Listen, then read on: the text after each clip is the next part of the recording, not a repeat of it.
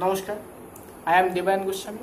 Today, I want to discuss about the psychological impact of COVID-19 pandemic.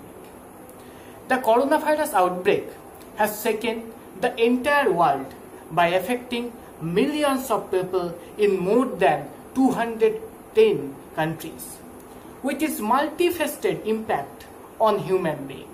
And India has also borne the brunt of the same.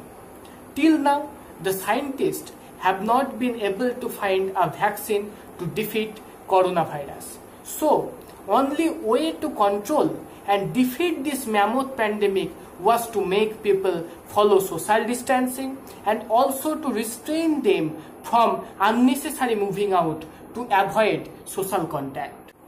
But the current situation has brought enormous psychological pressure, which are often overlooked. This creates disharmony, which ultimately leads to weakening of social bonding.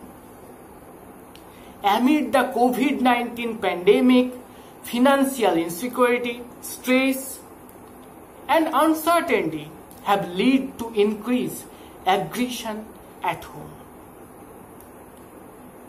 Though it may be a temporary phase, but its implications are long-lasting. Now we have to look to the post-COVID landscape. The post-COVID landscape will also be a fertile breeding ground for an increase in chronic stress, anxiety, depression, alcohol dependence, self-harm, and so on. The scientists also expect reduction in people's sense of trust and control over their own lives. Now take a look to another point. Many people are spending their time engaging in the social media platform and watching TV also, which is constantly bombarding the little news. Escaping from the news, from this type of news, bad news, could be difficult in this time, in this turbulent time. But it can amplify your feelings of stress and anxiety.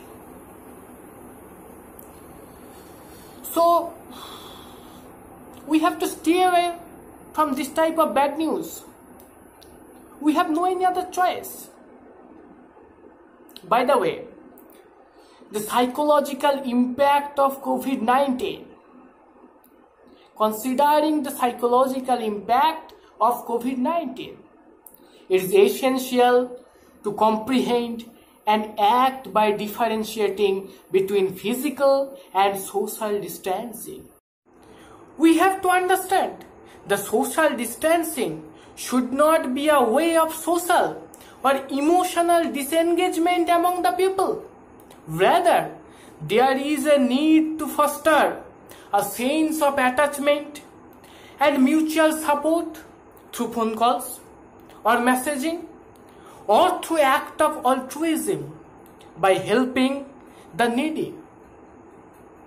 The government also needs to develop certain public health mechanism to address the mental health issues of the people in distress.